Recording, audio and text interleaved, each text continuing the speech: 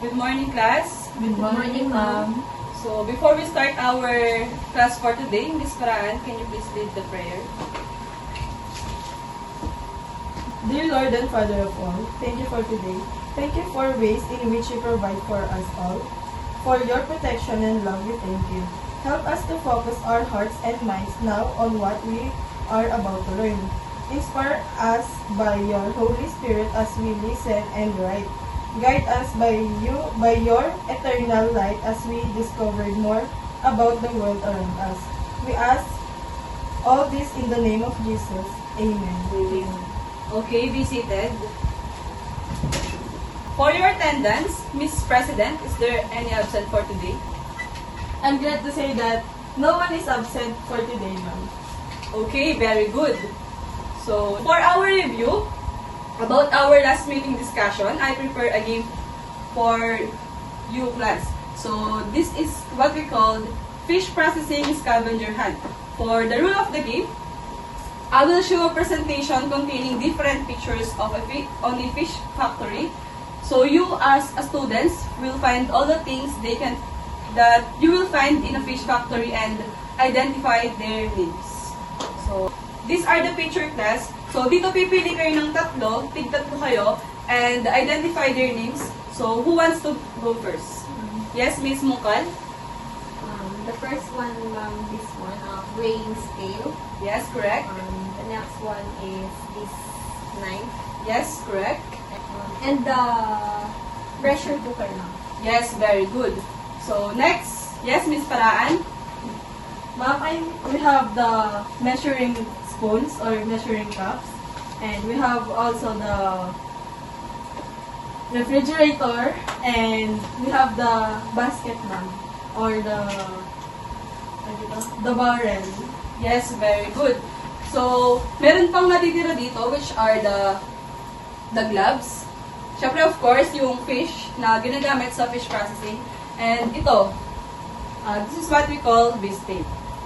So, very good class. That's indicate that you understand our previous lesson. So, for our topic is observe personal hygiene and good grooming in a fish processing area. So, good manufacturing practice. So, these are the good manufacturing practices or GMP requirements on personal hygiene in a fish processing area. So, this topic class is all about the people who are working in a fish processing area and the people who visits in a fish processing area. So, let us proceed to the first GMP. Number 1, which is the health status. So, people known or suspected to be suffering from or to be a carrier of a disease. That's right, di ba class? So people should not be allowed to enter any food handling area. It is likely that they could contaminate food. Any person so affected should immediately report illnesses or symptoms of illness to the management. Medical examination of a food handler should be carried out if clinically or epidemiologically indicated. So, if you are working on a fish processing area, you need to be healthy. So, when you are working there, kung meron kang sakit or nalaman nila na may sakit ka, dapat it should be reported to the management so that hindi tayo magiging cause ng food contamination. So for our next GMP is illnesses and injuries. So the following conditions should be reported to the management so that any afflicted persons need to subject themselves to medical examination and be excluded from handling food. Next slide. So, the first one is diseases of the respiratory tract such as common cold, sore throat, pneumonia, scarlet fever, tuberculosis, and trench mouth. So, itong mga nabanggit dito, kapag meron kang ganyan, if ever nagtatrabaho sa isang fish processing, kailangan na hindi ka na pumasok muna or better na mag-leave para hindi tayo makapag-cause ng food contamination. Respiratory tract, and also, respiratory tract infections is spread by microorganisms such as Staphylococcus, which are indigenous to portions of the respiratory tract. So, next, intestinal disorders such as dysentery, typhoid fever, intestinal disorders such as dysentery, typhoid fever, and infectious hepatitis. People suffering from intestinal disorders usually shed a lot of intestinal bacteria. So of course, ayun nga, kapag sinabi nilang meron kang intestinal disorder, meron kang intestinal bacteria na kung papasok ka sa fish processing, pwede kang maka-affect dun sa prepare nyo na product. So, salmonella and etc. which be transmitted to food by dirty hands. A person suffering from salmonellosis, for example, may shed as many as 10 cells per gram of feces during illnesses. So, for our next, which is the skin disorders, such as sores, abrasions, and lesions infected ears, boil, scabies, and severe rashes. So, the usual sites for harboring Staphylococcus are cuts, burns, abrasion, and pustular lesions. When infected persons handle food, that hazard of passing staphylococcus from skin surfaces to food increases. Pre-employment physical examination is usually required for every person intending to work in a food plant in order to establish freedom from above diseases. So, ayun nga, kapag meron kang skin disorders or scars, hindi ka pwedeng humawak ng mga food na pre-prepare sa fish processing. Siyempre, pwede mong ma-transfer yung bacteria na meron ka dun sa food na pre-prepare sa fish processing area. So, next. So, for our next GMP, and the last one is personal cleanliness. Of course, as a worker, you need to have a personal cleanliness. Food handler should maintain a high degree of personal cleanliness. Siyempre, kung nagtatrabaho sa mga food, kailangan talaga na meron kang high degree of personal cleanliness. They should wear suitable protective clothing, head covering, gloves, facial mask, and footwear. Suitable waterproof dressing should cover cuts and wounds wherein personnel are permitted to continue working. So, the processor's outfit as part of personal hygiene. So, here class, I have a PPE bag. So, these are the processor's outfit that people who are working on a fish processing area that they need to wear. So, class, ano nga ito? Apron po, ma'am. Yes, very good. So, next, do you know this one? Gloves po. Yes, very good. So, for our next one, how about this? Hairnet. Yes, very good. And for the last one, Towel. yes. You are all correct, class, since you got all the correct answer. Later on for our quiz, you will have a plus points. So, this class, this apron, hairnet, gloves, and the towels, dapat meron tayo nito when we are entering on a fish processing area. So, those are the three good manufacturing practices that we need to follow on a fish processing. So, again, can you please state what are the manufacturing practices requirements on personal hygiene? Yes, Miss Paraan? Ma'am, we have health status. Yes, very We good. also have illness and injuries. Yes, very And good. lastly, we have personal cleanliness. Yes, very good. So, those three are the manufacturing practices that we need to follow to have a good personal hygiene. Of course, when we are in a fish processing area, we need to hand wash. So, hand washing, personnel should always wash their hands when personal cleanliness may affect food safety, as shown in the following practices. So, alam naman natin na kailangan lagi tayo naghuhugas ng kamay kapag nasa fish processing area tayo. So these are the following practices that we need to follow. At the start of food handling activities, kailangan maghugas na tayo ng kamay. immediately after using the toilet, of course. Hindi naman pwede tayong, kapag nag-toilet tayo, direct na tayong papasok sa fish processing area. So, where's the hygiene, di ba? So, for the last one, after handling raw food or any contaminated material, where this could result in the contamination of other food items, they should avoid handling ready-to-eat food when unsure of cleanliness in the process of preparing it. Ayun nga, kapag humawak tayo ng raw food, hindi tayo pwedeng humawak ulit ng ingredients na ginagamit sa pag-prepare ng products because that will lead to a food contamination. So class, for you to have a knowledge on how to wash your hands, so these are the 8 proper ways of hand washing. So the first one, we have the palm to palm, between fingers. Siyempre, kailangan may sabon na tayo dito. And back of the hands. Number 4, the base of the thumbs. Back of fingers, which is the number 5. Number 6, fingernails. Number 7, wrist. And the final is rinse and wipe dry your hands. Later on class, you will be performing those 8 ways on how to hand wash properly.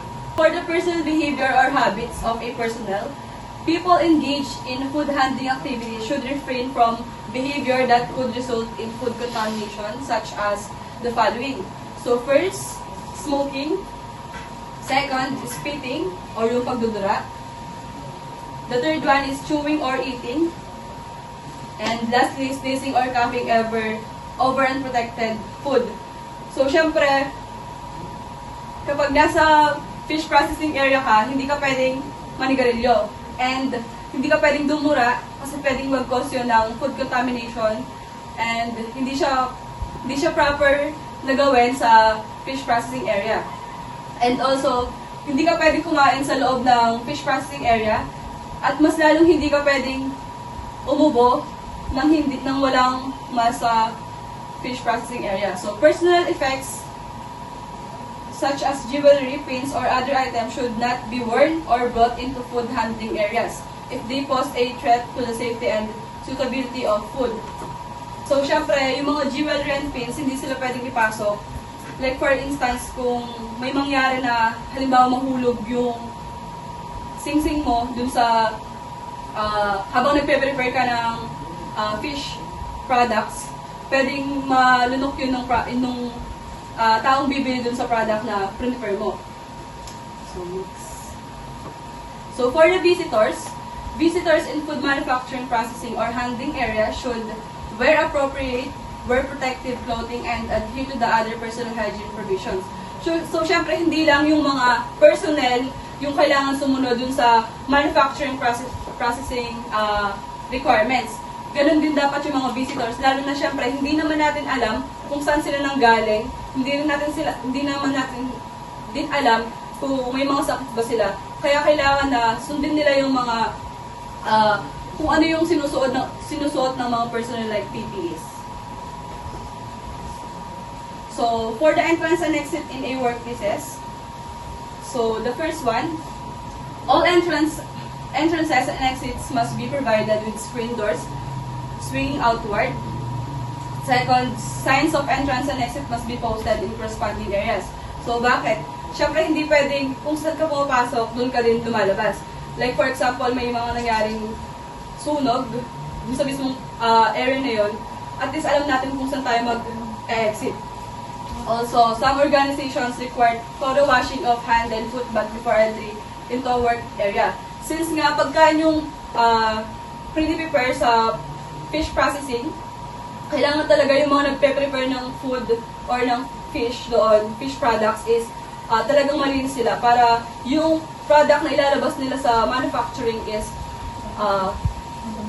malinis. So lastly, wear appropriate work outfit before entry. Kaya nga meron tayong PPE, kailangan kapag pumasok tayo doon para hindi tayo maging cause ng food contamination or hindi natin mapasok yung mga dumi na galing sa labas, kailangan suotin natin yung mga PPE na kailangan sa workplace natin. So, deposit them at designated areas upon exit from the place. So, bakit? Siyempre, after mong mag-work doon, hindi naman, hindi mo pwedeng gamitin ulit yung pinagamitan mo ng PPE. So, the next day, may bago ka naman na gagamitin kasi yung ginamit mo kahapon is hindi na siya pwedeng gamitin ulit, hindi siya nalilinis. So, for our activity, one entitled self-check. For our direction, answer true if the statement is correct and false if the statement is wrong. So, kapag alam niyo yung tamang sagot, itas niyo lang yung kanang kamay. So, for the first question, food handlers should maintain a high degree of personal cleanliness. Is it true or false? Yes, Ms. Mukal? Ma'am, I think the answer is false. Let's see if your answer is correct. So, unfortunately, your answer is wrong, but it's okay at least you try to answer. The answer is true because food handlers on a manufacturing should maintain a high degree of personal cleanliness because we are preparing a food. So for the next question, people suffering from or a carrier of a disease should not be allowed to enter any food handling area. True or false? Yes, Miss Paraan? Ma'am, I think the answer is true. So let's see if your answer is correct. So very good. Your answer is correct. For the next question, washing of hands should be done after preparation of food. Who wants to answer? Yes, Miss Mukal.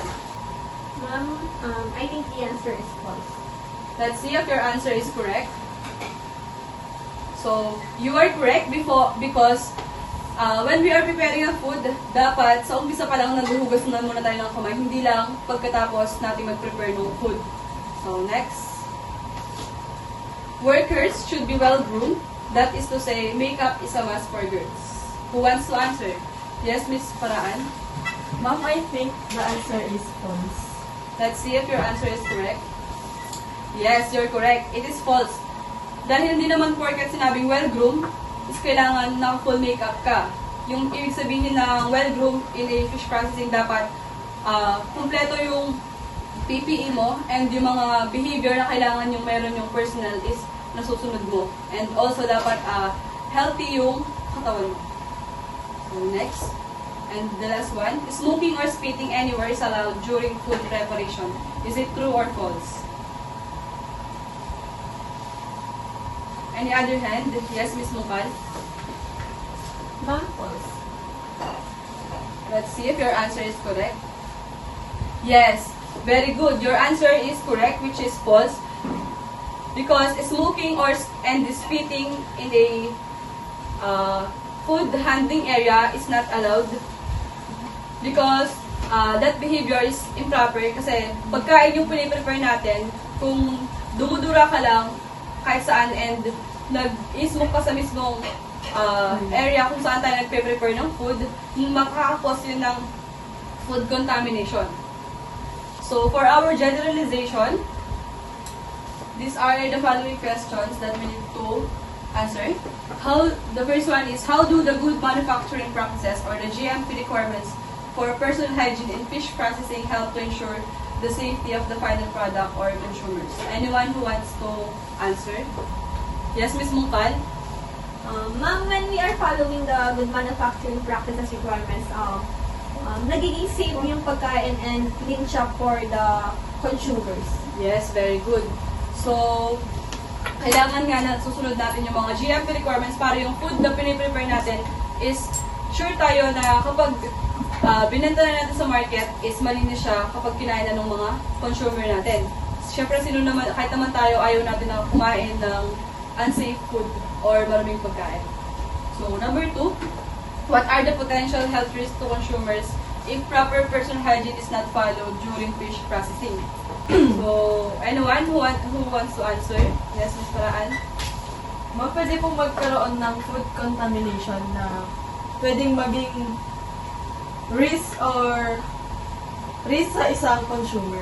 Yes, very good. That's all for our discussion for today. So, for your performance task, kaya lang sabi ko kanina, ipe-perform natin yung 8 hand washing techniques in sequential order.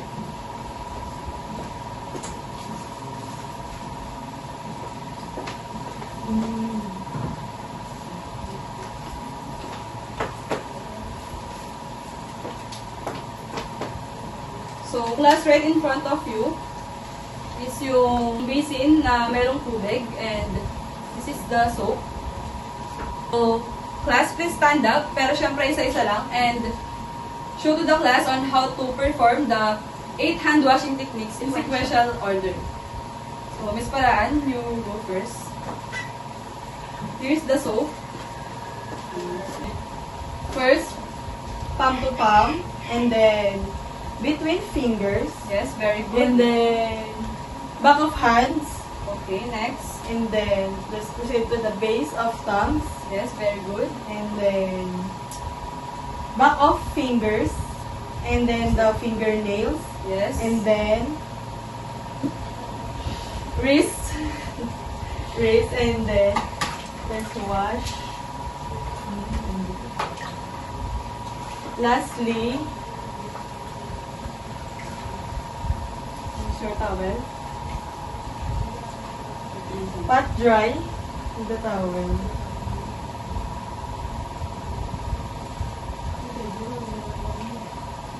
That's all po, ma'am. Yes, very good, Miss Paraan. Then, next, Miss Mukal.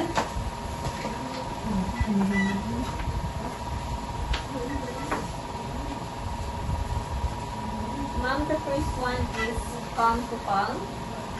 Then the next one is between fingers. Yes, very good. And the next one is back of the hands. Okay. And the next step is base of tongue. Yes. And then the back of the fingers. The next one is the fingernails. Very good. And the next one is the wrist. And the last one is rinse. And then pat dry. Okay, very good, That's the Miss. process of hand washing. Yes, very good, Miss Mukal. We now take your seat. So, class, those hand washing techniques we need to follow when, like for instance, kapag nag-apply kayo sa isang food manufacturing, kailangan i-memorize nyo yung mga hand washing techniques na yun dahil magagamit nyo sila when you apply in food manufacturing, and also in your everyday lives.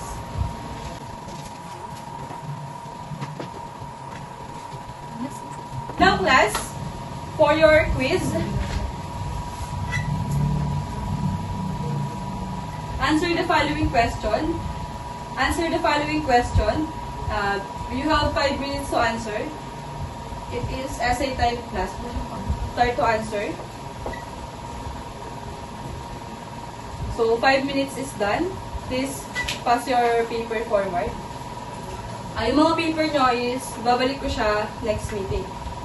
For your assignment, create a video of yourself preparing your personal protective equipment, and it will be uploaded to your YouTube channel, or kapag wala pa kayong YouTube channel, try to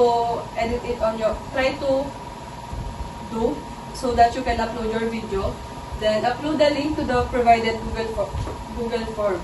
Is there any question, class? Ma'am, kailan po yung deadline? Yung deadline natin is next meeting, dapat nasubmit na ninyo yung video dun sa in-upload ko na assignment tab. Yes, Miss Mukal? Ma'am, ilang minutes po yung minimum or maximum time? Pwede na siguro 3 minutes dahil pag-prepare lang naman ng personal protective equipment yung video na gagawin. Any question or clarification? None, ma'am. Okay, if wala nang tanong, that's all for today. Let's call it a day. Before you leave our room, please pick those piece of paper under your chair if meron. And then, our class dismissed. Bye, ma'am. Goodbye, class.